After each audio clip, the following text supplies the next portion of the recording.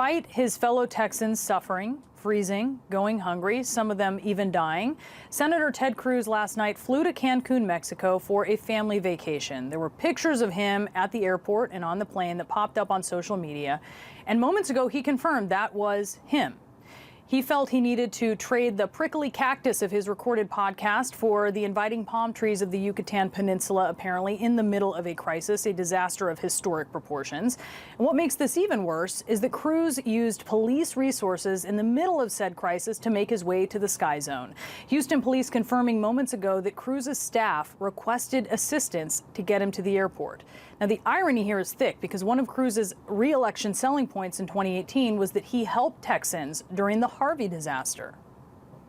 When disaster struck, Texans came together, helping each other, everyone doing their part. Like Ted Cruz, who brought home billions in disaster relief and passed emergency tax relief for those hit by Hurricane Harvey. No official, state or federal, has been more involved in the recovery of Galveston County than Senator Ted Cruz. When the hurricane hit, you stood up for Texas, and Ted Cruz stood up for you. I'm Ted Cruz, and I approve this message. But now Cruz is not up for re-election. He is abandoning his state. It's Bon Voyage, MTV, spring break style, where in Cancun the temperature is a lovely 85 degrees, but in the city that he flew from, home to the people that he serves, it's near freezing there. Of course, Cruz has already proven he's not too sentimental when it comes to those who are suffering through disasters, but normally it's other states. When heat waves caused massive power outages last year in California, Ted Cruz mocked the blue state after the governor called on folks to conserve energy. Quote, California is now unable to perform even basic functions of civilization, like having reliable electricity. Democrats want to make California's failed energy policy the standard nationwide. Hope you don't like air conditioning. Now, when called out on his cruelty, this tweet a couple days ago, Cruz said that he has no defense, and he did the Twitter equivalent of a shrug. Not good, he said, about what was going on in his state. Stay safe, he added. Not long before Flying Ted made like Frankie Avalon and bounced back to the beach. Joining me now is CNN political commentator Anna Navarro and Lisa Falkenberg, who is the editor of opinion at the Houston Chronicle. Anna, to you first. I've spoken with many people in the past who are, they would consider themselves political foes of Ted Cruz, but they will tell you he is a very smart person. How did he do this? Incredible tone deafness, incredible lack of sensitivity. Look, Ted Cruz is not an electrical engineer. He's not going to go fix the electrical grid.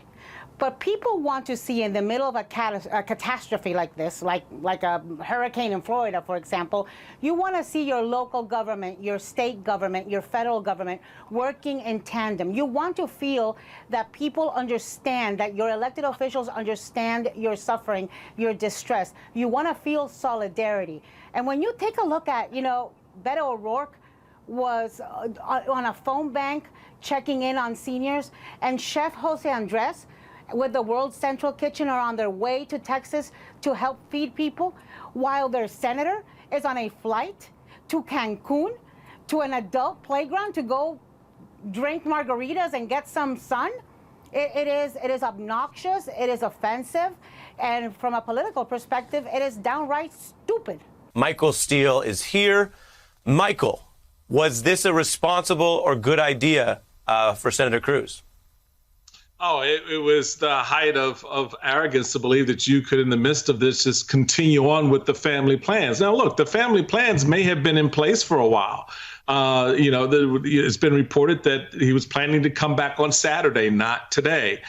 The fact of the matter is he should have said to his family, and I'm sure they would understand, sweetheart, I know you want to go with your friends. Why don't you go and you guys have a good time? But we have a lot of people hurting in our state right now, and I'm going to stay here and help them. I think that would have made a lot of sense to his family, and it certainly would have made a lot of sense to the people of Texas if he said something. But the arrogance of power, the arrogance of being isolated and insulated from reality, the fact that you would go on Fox and claim one thing but then say something different later on as the governor of the state, just gives you a sense of the environment that has been created inside some of these insular spaces where some Republicans hang out, detached from the reality. And that's the unfortunate part, not for Ted Cruz, but for the people of Texas right now who are suffering and dying because of this. Yeah, and we've got on the screen so people can understand, this is how Ted Cruz is living right here. This is Ted Cruz nodding at people, going through the airport, accompanied by whatever retinue of aides or security he has. This is how he's living as an elite, choosing to not only flee Texas, but flee the country, Michael, during what we just showed. Go ahead. I was going to say, Eric, we have so many examples in modern times of mayors, city administrators, governors, elected officials leaving town at the height of particularly a environmental crisis, whether it's fires or bad weather, storms, and getting skewered from it. So what in your world do you think, as a United States senator from the second largest state in the country, Texas, which most people think is hot to begin with anyway, that is now suffering through a snowstorm? So people are like, you got to pay attention to that. What makes you think you can't? Yeah, and that's the last thing I got to ask you, Michael. Again, part of my job sometimes is to just take in the info, ask the obvious questions. But this is the question. With everything going on in Texas, what does it reveal about Ted Cruz's view of his job, his actual elected constitutional job, that this, notwithstanding Mexico or not, was a time to take vacation when people are dying, and he could use his power as a representative of the state of Texas to do any number of things vis-a-vis any number of governments? It's a big state, local, state, county, electrical grid, federal, FEMA, that he thinks he can leave his post because he doesn't even take it as a premise that he would do any work during this. It's about having the job, not doing the job.